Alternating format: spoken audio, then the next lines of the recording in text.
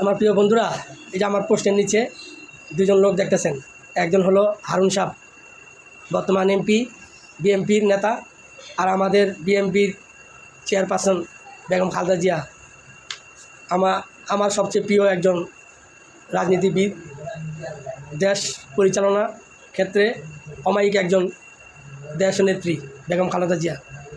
আমি তাকে আমার অন্তর থেকে আমি শ্রদ্ধা জানাই থাকি। এখানে দুইটা পোস্টে দেখেন হারুন সাহেব কী বলছে, বর্তমান সংবিধান যে না মানব তার জন্মের কোনো ঠিকানা নেই, এটা কথা হলো। আর আমাদের প্রিয় নেত্রী কী বলছে, আমরা যদি সংসদে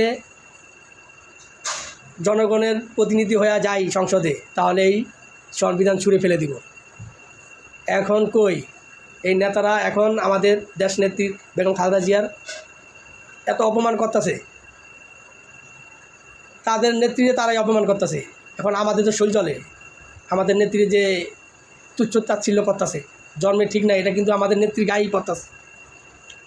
সে যখন বলছে এই সংবিধান ছুঁড়ে ফেলে দিব আমরা সরকার গঠন করলে, জনগণের সরকার, তার কথার কোনো মূল্যায়ন নাই। বন্ধুরা, আপনারাই বিচার করেন, কমেন্টে জানাইবেন। ভালো থাকবেন।